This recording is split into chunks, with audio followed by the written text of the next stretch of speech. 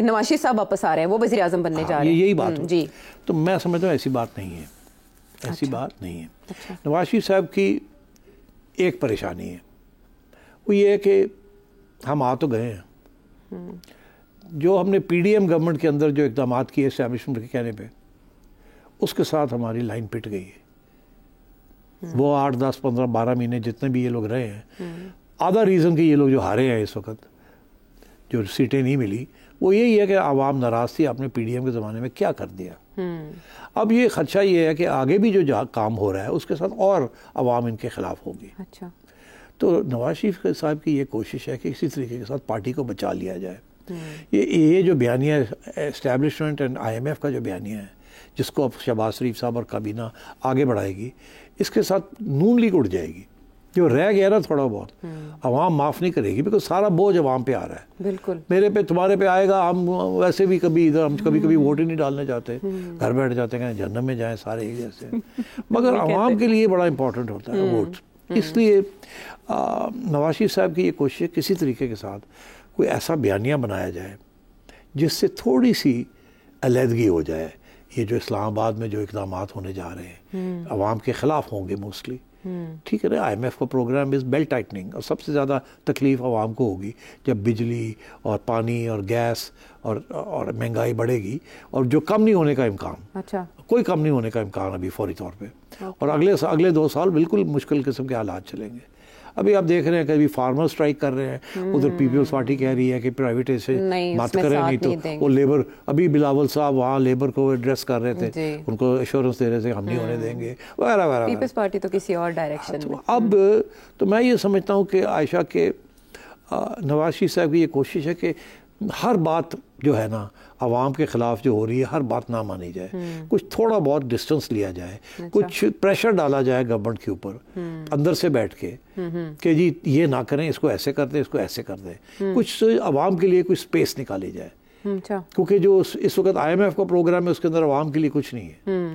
تو اگر میاں صاحب فار ایگزامپل یہاں مریم نے روٹی کا قیمت، ہسپتال، اب دیکھیے نا پنجاب گورنمنٹ جو رخ لیے ہوئے وہ بڑی پرو عوامی رخ ہے نا، اور ادھر فیڈرل گورنمنٹ جو رخ لیے ہوئے وہ تو آئی ایم ایف کا رخ ہے. تو آئی ایم ایف کا رخ اینٹی عوام فار دا ٹائم بینگ. تو میرا خیال ہے یہ بات ہے کہ میاں صاحب پریشان ہیں کہ آگے ہماری لائن پٹ گئی ہے، ہمارے سارے بیانیے اڑ گئے ہیں، ہمیں یہ مجبوری میں یہ سب کچھ کرنا پڑا ہے. لیکن کیبنٹ میں جا کے اور ڈپٹی پرائم منسٹر بن کے خود کو ڈسٹنس کیسے کریں؟ اب یہ میں نے پہلا سوال کا جواب دیا. اب میں آ رہا ہوں ڈپٹی پرائم منسٹر. 2 منٹ ہیں؟ ہاں ہے، بالکل ہے. تو اب آئیے کہ ڈار صاحب کو ڈپٹی پرائم منسٹر کیوں بنایا. دیکھیے پہلی بات تو یہ ہے کہ ڈار صاحب represents right hand man of Nawaz Sharif. Right hand man Nawaz Sharif جو ہے وہ کیبنٹ میں ہی نہیں ہے، وہ اسلام آباد میں ہی نہیں ہے کہیں، اور اگر وہ کوئی نمبر 2 پوزیشن تو لے نہیں سکتے، وہ تو it would be an insult. تو اس لیے ان کے لیے 2-3 پوزیشنز ہی تھیں جو کہ وہ لے سکتے تھے، جس میں ان کی اہمیت پہچانی جاتی اور نواز شریف صاحب کی نمائندگی جو ہے وہ نمونہ طور پہ نمایاں ہوتی. اب وہ کیا تھا، ایک سینٹ بن نہیں سکتے تھے، وہ پیپلز پارٹی کو دینا تھا، وعدہ تھا، وہ تو تھا ادھر. اب رہ گیا کیا پیچھے، کیا رہ گیا تھا؟ ایک ڈپٹی خزانہ تھا اور ڈپٹی پرائم منسٹر. خزانہ تھا. خزانہ کے اوپر اسٹیبلشمنٹ نہیں چاہتی تھی اور کہہ دیا تھا انہوں نے کہ ہمیں نہیں. اب یہ بہت بڑی بات ہوتی ہے اگر لڑ پڑتے اس کے اوپر کہ نہیں ہم نے تو بنانا ہے. یہ ایسی چیز تھی جہاں اسٹیبلشمنٹ نے پہلے ہی فیصلہ کیا ہوا تھا کہ ہم کس کو لائیں گے اور SIFC چلائیں گے اور فائنینس ہم نے اپنے پاس رکھنی ہے. بیکاز سیاستدان جو ہیں وہ کافی نرمی شو کرتے ہیں جب سخت اقدامات کرنے پڑتے ہیں، اور اسپیشلی ٹریڈرز اور ادھر وہ سیاسی طور پہ دیکھتے ہیں نا یار، اور کل سٹرائک ہوگی کیا ہوئے گا، کل گالی پڑی کیا ہوگا، ہم نے ووٹ لینا، ووٹ بینک بھی دیکھنا. تو اسٹیبلشمنٹ تو یہ دیکھتی نہیں ہے، کوئی لینا وینا تو ہے کوئی نہیں، ذمہ داری کوئی نہیں ہے، اختیار ہے اور ذمہ داری کوئی نہیں. تو اس لیے ان کو یہ کہا گیا کہ یار پھر رہن جو ہے کوڑا کوٹ کریے، تسی فارن منسٹری لے لو. اچھا اب تو انہوں نے اس وقت سجیشن دی تھی، اب میں آپ کو بتا رہا ہوں کہ ڈپٹی پرائم منسٹر بنا دیں. اچھا یہ میں اب آپ کو پہلی دفعہ بتا رہا ہوں. اوکے، ہلکا سا آپ نے اشارہ دیا لیکن آپ نے اس سے زیادہ بات نہیں کی تھی. آپ نے کہا مجھ سے زیادہ نہ پوچھیے گا. ہاں بس آج میں آپ کو بتا رہا ہوں کہ پہلی چوائس یہی تھی کہ ڈپٹی پرائم منسٹر بنا دیں. اسٹیبلشمنٹ نے اس وقت سوچا ہوا تھا کہ یا تو کاکڑ صاحب کو ہم سینٹ چیئرمین بنائیں گے یا ڈپٹی پرائم منسٹر بنائیں گے. کاکڑ صاحب کی بڑی خدمات ہیں پچھلی انوار اللہ کاکڑ صاحب. ان کو بلوچستان میں بھی کچھ نہیں ملا جی, ان کو سینٹ کا چیئرمین بنانا تھا, وہ بھی آخری منٹ پہ پیپلز پارٹی نے کر کے وہ اپنا بندہ بنا دیا. ٹھیک, اور پھر یہ تھا کہ ان کو ڈپٹی پرائم منسٹر بنا دیا جائے. اچھا, بیکاز وہ کنٹینیوٹی چاہتے تھے نا, کاکڑ صاحب کو بھی تو ریوارڈ دینا تھا. تو اب ان کو کہیں وزیر خارجہ تو نہیں بنا دیں گے؟ نہیں, اب سنو نا, پوری بات کرنے دو. تم بھی بڑی ساتھی, جلدی ہے, تم بڑی ساتھی کا وقت آ رہا ہے. نہیں, بڑی ساتھی ہو تم. اچھا, تو اب اس وقت انہوں نے کہا تھا نہیں ڈپٹی پرائم منسٹر نہیں. اچھا, میرا خیال ہے جب یہ سینٹ چیئرمین نہیں بنے کاکڑ صاحب, تو پھر شاید یہ بات چلی نہ ہو کہ کاکڑ نے بھی تو اسے ایڈجسٹ کرنا ہے, ان کو بھی کوئی پرائم منسٹر رہے ہیں, ان کو بھی کوئی اچھا سا عہدہ ملنا چاہیے. تو جیسے انہوں نے سوچا اور اسٹیبلشمنٹ کو پتہ چل گیا ہوگا کہ یہ ان کو لا رہے ہیں, رانا ثناء اللہ کو اندر لا رہے ہیں, انہوں نے سوچا کہ اسی اپنا بندہ پائیے جلدی نہ کیبنٹ. ٹھیک, تو ادھر ان کو پتہ چل گیا کہ جی یہ اب پھر آ رہا ہے پریشر ہمارے پہ, یہ آئے گا کہ ثناء اللہ کہ کاکڑ صاحب کو ڈپٹی پرائم منسٹر بنایا جائے. جلدی نال 2 ریزنز, جلدی نہ ڈار نو لگا دیو. ٹھیک, اس پہ ڈسکشن کی اب ٹائم نہیں ہے کہ واپس جا کے کوئی پتہ نہیں کسی وقت فون آ جائے گا کہ لگاؤ جی ساڑھے کاکڑ نو, اسی اس تو پہلے کے فون آ جائے اسی پہلے لگا دیے پہلی گل, تاکہ ایک چیز ہوگی پھر اس کو ریورس تو نہیں کیا جا سکتا. دوسری بات یہ بھی ساتھ ساتھ یہ آرگیومنٹ ہوئی ہے کہ دیکھیں جی پیپلز پارٹی تو باہر بیٹھی ہوئی ہے نا, تو ہم سب کو پتا ہے انہوں نے آنا ہی آنا ہے واپس, آنا کہ نہیں آنا, آنا ہی آنا ہے. سب کہہ رہے ہیں بجٹ کے بعد آئیں گے, تو پھر جب وہ آئیں گے تو وہ کیا مانگیں گے؟ بلاول کے لیے وہ فارن منسٹری مانگیں گے. پہلے بھی وہ فارن منسٹر تھے. اچھا, یا کم از کم وہ فارن منسٹری تو مانگیں گے نا, کم سے کم, یا یہ نہ ہو ڈپٹی پرائم منسٹر شپ مانگ لیں. وہی نا, وہ مجھے تو ایسا لگتا ہے ایلیویٹ کریں گے. تو اگر انہوں نے ڈپٹی پرائم منسٹر شپ مانگ لی یا فارن منسٹری مانگ لی تو ڈار صاحب کا کیا ہوگا؟ تو بہتر یہی ہے جلدی سے ان کو یہ لگا دیا جائے. اور جب پیپلز پارٹی اپنا ڈیمانڈ کرے گی تو ان کو پھر فارن منسٹری دے دیں گے ہم. اچھا, ٹھیک ہے. تو یہ پری ایمپٹیو اسٹرائک ہے. اوکے, ٹھیک, اور اس میں نواز شریف صاحب کا ظاہر ہے ہاتھ ہے. ٹھیک ہے, اور یہ جو آپ نے دیکھا نا راتوں رات سنڈے کے دن ہو گیا, ایک دن کے اندر اندر رانا صاحب وہاں پہنچ گئے اور ڈار صاحب وہاں پہنچ گئے. تو یہ ہے ٹو پریکلوڈ کہ جو سلائڈ ہو رہی ہے away from government towards the establishment یا پوٹینشلی ٹورڈز پیپلز پارٹی, اس کو ذرا ہالٹ کر لیا جائے. This is what's happened. Okay, very interesting. ذہن میں بہت سے سوال اٹھ رہے ہیں کیونکہ جاوید کے بھی پریڈکشنز ہیں. سعد رفیق صاحب اور جاوید لطیف صاحب بھی ایڈجسٹ ہونے جا رہے ہیں, بریک سے پہلے بتا دیں. دیکھیے سعد صاحب تو میرا خیال ہے ہونا ہی نہیں چاہتے ایڈجسٹ, میرا یہ خیال ہے. انہوں نے 1-2 بیان بھی ایسے دیے ہیں جو لگتا ہے ایسے کہ وہ کافی تھک گئے ہیں یہ سب ڈرامے سے, اور بس پارٹی کے سیکریٹری جنرل مگر میرا اور اگر وہی ہوا کہ جی پریزیڈنٹ میاں صاحب اور سعد صاحب جو ہے تو میرا خیال ہے he'll be quite happy with that. What about Javed لطیف؟ اچھا, جاوید لطیف صاحب ڈیفینیٹلی آپ کو یاد ہوگا پہلے بھی he was just happy, ان کو کیبنٹ میں لے لیا without port folio, he was okay there. اب جاوید صاحب جو ہے ابھی بھی لگے ہوئے ہیں جی, ابھی بھی لگے ہوئے ہیں. کہہ رہے ہیں شہباز صاحب کی چھٹی اور الیکشنز ارلی. ویسی کوئی چیز نہیں ہے, کوئی چھٹی وٹی نہیں ہونی, نہ ہی کوئی الیکشنز ارلی ہونے. یہ دس از جاوید صاحب فیلز کہ ان کے ساتھ ہاتھ ہو گیا. اب وہ ہاتھ کس نے کیا ہے, I rather not go into it because then مسئلہ بن جائے گا. آپ کے لیے کوئی ایک مسئلہ ویسے اور مجھے بڑی چیزیں سوچ کے کہنی پڑتی ہیں. تو میرا خیال ہے جاوید لطیف صاحب جو ہیں کہیں نہ کہیں ان کو ایڈجسٹ کرنا پڑے گا, وہ ہو جائیں گے. پھر بات آئے گی خرم دستگیر کی, وہ بھی تو تھوڑے سے لیکن وہ خاموش ہاں, مگر وہ اور طریقے سے اپنی ناراضگی کا اظہار کرتے ہیں. دیکھیے ان کی فیملی جو ہے has been in Muslim league for پتہ نہیں کتنے صدیوں سے, تو ان کے لیے, ان کے والد کے لیے بہت بڑا شوق ہوا ہے کہ وہ ہار گئے ہیں اور ان کو پھر یاد نہیں کیا کسی نے. دیکھیں نا, کچھ لوگوں کا یہ الزام ہے کہ جو لوگ ہارے بھی ہیں ان کو یاد کر لیا گیا تھا. ایسے زیادہ بات نہیں کرنی میں نے. ہاں, وہ فون جو چلے جاتے ہیں بس ٹھیک ہے. تو کچھ لوگوں کو ہار گئے, ان کو یاد نہیں کیا, تو وہ کچھ لوگ ایسے بھی ناراض ہیں. تو اب لیٹس سی. اچھا, بریک پہ جانے سے پہلے بس ایک مختصر سا جواب دے دیں کہ رانا ثناء اللہ صاحب اور یہ اسحاق ڈار صاحب کے حوالے سے جو فیصلے ہیں یہ میوچولی لیے گئے ہیں شہباز شریف صاحب اور نواز شریف صاحب کی طرف سے, یا یہ نواز شریف صاحب کی طرف سے کہا؟ نہیں, ایک چیز یاد رکھیے گا, ہر فیصلہ نواز شریف صاحب کا اس سے شہباز صاحب کا انپٹ ہوتی ہے. شکریہ. یہ میں آپ کو آج بتا رہا ہوں. کوئی میاں صاحب ایسا فیصلہ نہیں کرتے, بھرا نو بلا دے نے, بہ کے گل کر دے نے.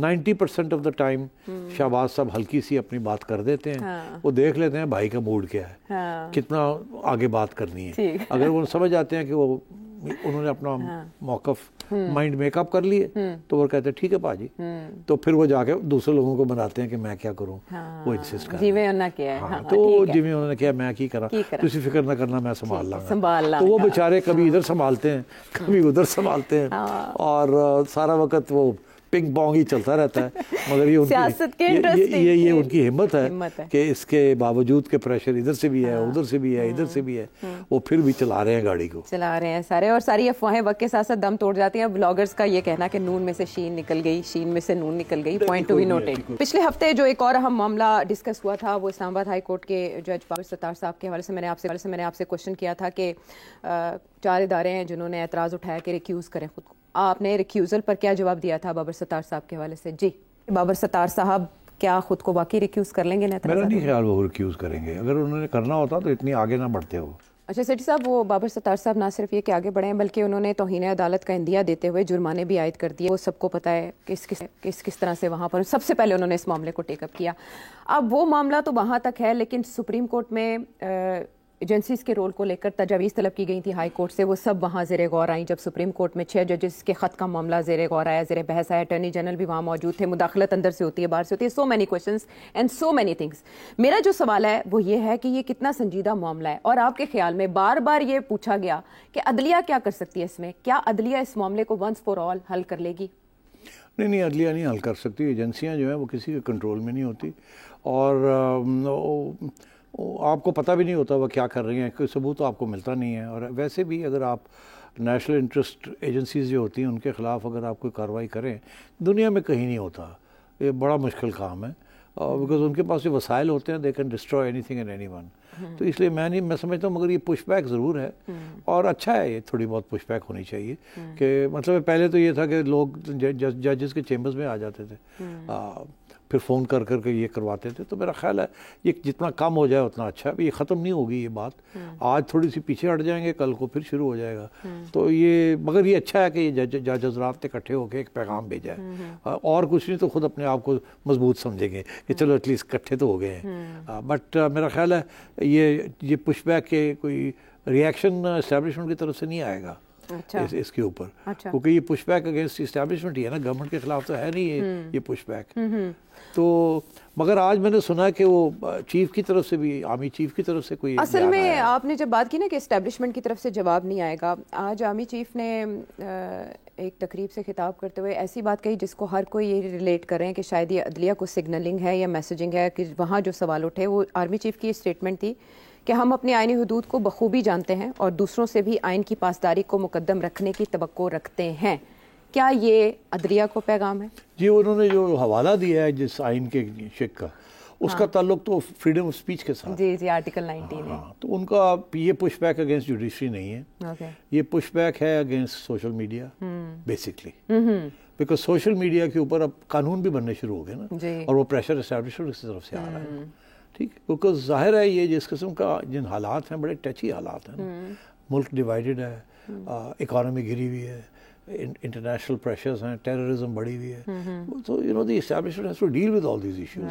گورنمنٹ کمزور ہے تو کسی کو تو مضبوط ہونا پڑے گا نا. تو اس کے اندر یہ جو افواہیں, فیک نیوز, فوٹو شاپڈ سارا کچھ, اور پھر آرمی چیف کے اوپر ڈائریکٹ اٹیک, یہ کوئی آج سے تو نہیں, یہ تو جب سے وہ بنے ہیں اس دن سے پی ٹی آئی اٹیک کر رہی ہے ان کو, اور کوئی اکاؤنٹیبلٹی نہیں ہے. کچھ لوگ باہر بیٹھے ہوئے ہیں, وہ لگے ہوئے ہیں, کچھ لوگ یہاں فالس آئیڈینٹیٹیز کے ساتھ لگے ہوئے ہیں. تو this is not good for the army, because وہ ڈسپلن اینڈ یونٹی بڑی امپورٹنٹ ہوتی ہے فار نیشنل سیکورٹی. تو میرا خیال ہے یہ ان کی طرف ہے یہ پیغام کہ پلیز آپ اگر سمجھتے ہیں کہ you have a right to say these things, we think کہ یہ بھی اس کے اوپر بھی پابندیاں ہوتی ہیں. اور پھر جب قانون اپنی حرکت میں آ جاتا ہے کیونکہ آپ نے وائلیٹ کر دیا ہوتا ہے تو پھر آپ لوگ شور ڈالنا شروع کر دیتے ہیں. تو یہ میرا خیال ہے ان کی طرف سے یہ ایک پش بیک ہے کہ فریڈم آف اسپیچ جو ہے یہاں تک ہے. اس کے آگے آپ کا ناک شروع ہو جاتا ہے. تو میں اپنے ناک سے آگے جاؤں گا تو پھر ناک کٹنا پڑے گا. بالکل ایسے ہی ہے. تو یہ ہمیں بھی پتا ہے کہ freedom of speech absolute right نہیں ہے, ریلیٹو رائٹ ہے. رسپانسبلٹی میری آزادی جو ہے وہ آپ کی آزادی کے اوپر اس کو نہ خراب. آپ کی آزادی وہاں ختم ہو جاتی ہے جہاں میری شروع ہوتی ہے, جہاں آپ کی شروع ہوتی ہے وہاں میری ختم ہو جاتی ہے. تو یہی بات ہے جس کی طرف وہ اشارہ کر رہے ہیں, بیکاز قانون آ رہے ہیں. اب دیکھیں نا یہ ٹویٹر کے ساتھ کیا ہوا ہے, یہی ہوا ہے نا کہ ایک پورا سوشل میڈیا کا ایک مضبوط ادارہ ہے جس کو فارغ کر دیا. مطلب ہے کہ کوئی لمبے چوڑے احتجاج نہیں, کوئی انٹرنیشنل آؤٹ کرائی نہیں ہے, کوئی کچھ نہیں ہے. ٹویٹر اب ہمیں عادت پڑ گئی ہے ٹویٹر کے بغیر. بالکل ایسا ہی ہے, ایک ایسا پلیٹ فارم جو انٹرنیشنلی جو لوگ افورڈ کر سکتے ہیں وی پی این, کتنے لوگ افورڈ کر سکتے ہیں, بلکہ منسٹریز اسی سے ٹویٹ کر رہی ہوتی ہیں اور منسٹریز کر رہی ہیں مگر ہم نہیں کر سکتے. تو اس لیے میں سمجھتا ہوں کہ وہ تو اس کی جو ایفیکسی ہے, جو افیکٹونیس ہے, وہ تو انہوں نے آدھی سے زیادہ ناک آؤٹ کر دیا. تو اس کے ساتھ بڑا فرق پڑ گیا نا, یہ فیک نیوز اور یہ چیزیں جو ہیں اب وہ واٹس ایپ گروپ کے اندر گھومتی ہے. ہاں مگر وہ تو ٹھیک ہے, وہ تو پہلے سے کنورٹڈ لوگ ہیں. تو میں سمجھتا ہوں کہ اس قسم کی چیزیں ہو رہی ہیں اور شاید اور آگے بھی فریڈم آف اسپیچ جسے ہم فریڈم آف اسپیچ سمجھتے ہیں اس کے اوپر کوئی پابندیاں لگیں. بالکل ٹھیک ہے. یہ پریڈکشن آپ نے اپنے پہلے شو میں بھی کی تھی اور سٹیزیا کا رول بڑھے گا آنے والے دنوں میں, یہ پریڈکشن بھی اپنے علی شوز میں کی تھی اور ہم دیکھ رہے ہیں کہ عدلیہ اپنے آپ کو اسرٹ کر رہی ہے. اب اگلی سماعت ججز خط کی جو ہے وہ 7 مئی کو ہے, دیکھنا ہے تب کون سے سوال اٹھتے ہیں اور ان کے کیا جواب ملتے ہیں.